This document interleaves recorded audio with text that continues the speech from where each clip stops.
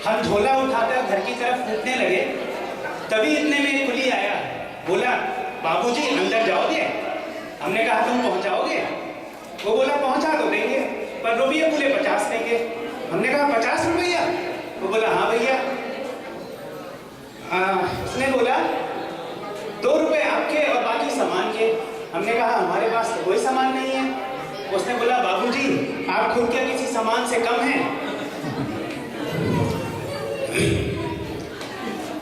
वो बोला बाबूजी आप खुद किस सामान से कम हैं? भीड़ देख रहे हैं, कंधे पर उठाना होगा, धक्का देकर अंदर पहुंचाना होगा, मंजूर हो तो बताओ। हमने कहा देखा जाएगा, पहले तुम अंदर पहुंचाओ। कुली ने बजरंगबली का नारा लगाया और पूरी ताकत लगाकर जैसे ही हमें उठाया, बेचारा खुद बैठ गया। दूसरी बार कोशिश की तो लेट गया, फिर हाथ जोड़कर बोला बाबूजी भगवान ही आपको उठा सकते हैं, हम क्या खाकर उठाएंगे? आपको उठाते उठाते तो हम खुद इस दुनिया से उठ जाएंगे। तभी गाड़ी ने सीटी ली, हम झोला उठाकर भागे, बड़ी मुश्किल से अंदर आए। डब्बे के अंदर का दृश्य और भी घमासान था, पूरा का पूरा डब्बा अपने आप में हिंदुस्तान था। लोग लेटे थे, बैठे थे, खड़े थे, जिन्हें कहीं जगह नहीं मिली थी वो सीट के नीचे ही घुसे पड़े थे। हमने एक गंजे यात्री से कहा भाई साहब थोड़ी सी जगह हमारे लिए भी बनाइए। वो बोले आप आकर हमारे सर पर ही बैठ जाइए, आप ही के लिए साफ की है। बोले चाहो तो 2 रुपये भी दे देना, पर अगर फिसल जाओ तो हमसे ना कहना। तभी एक भरा हुआ बोरा खिड़की के रास्ते चढ़ा, आगे बढ़ा और गंजे के सिर पर गिर पड़ा। गंजा चिल्लाया कि किसका बोरा है? बोरा फौरन खड़ा हो गया और बोरे में से एक 12 साल का लड़का खड़ा हो गया। वो बोला ये अकेला बोरा नहीं, बोरे के अंदर ये छोरा भी है।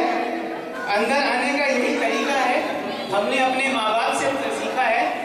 और आप तो इस बोरे को देखकर ही घबरा गए। अभी जरा रुकिए, पीछे गद्दे से लिपटे हुए हमारे पिताजी भी अंदर आ रहे हैं। उनको आप कैसे समझाएंगे?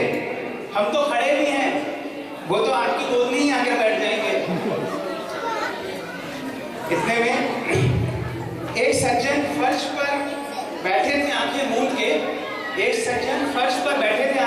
के, तभी उनके ऊपर गिरी कुछ पानी की गर्म बूंदें।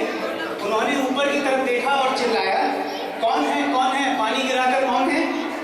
देखता नहीं नीचे तुम्हारा बाप बैठा है?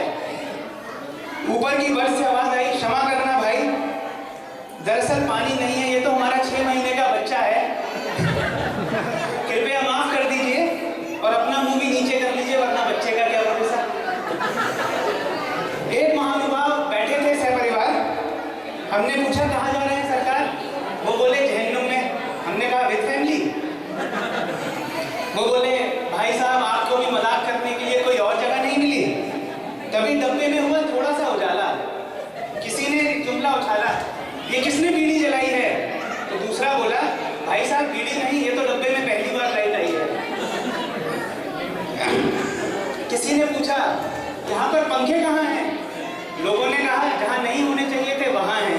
आप जानते नहीं रेल हमारी राष्ट्रीय संपत्ति है, कोई राष्ट्रीय चोर हमारा हिस्सा ले गया और कोई संपत्ति में से अपना हिस्सा ले गया, आपको लेना है तो आप भी ले जाइए, लेकिन जेब में जो 2 बल्ब लेकर रखे हुए उनमें से हमें भी दे जाइए। तभी डब्बे में एक बड़ी जोर का हल्ला हुआ, एक सज्जन चिल्लाए पकड़ो पकड़ो जाने ना पाए। किसी ने पूछा क्या हुआ क्या हुआ? सज्जन बोले हाय मेरा बटुआ किसी ने भीड़ में मार दिया, पूरे 300 रुपए से उतार दिया।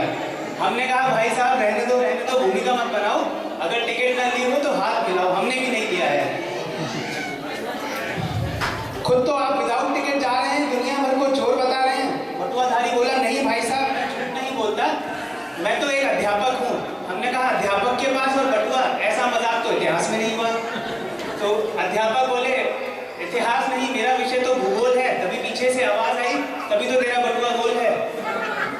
एक सज्जन बर्थ के नीचे से निकलते हुए फिल्मी अंदाज में बोले मैं कहाँ हूँ मैं कहाँ हूँ मैं कहाँ हूँ? एक पड़ोसी बोला शुक्र करो बेटा की हो, वरना कल सुबह रेलवे कर्मचारी के लोग बोलते कि कौन था। इतना समझा पूछने वाला कौन था?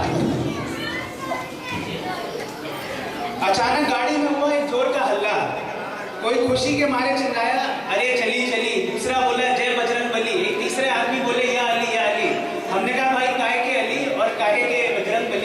ये तो पड़ोस वाली ट्रेन जा रही है और आपको अपनी भी चलती नजर आ रही है। प्यारे, ये सब नजर का धोखा है।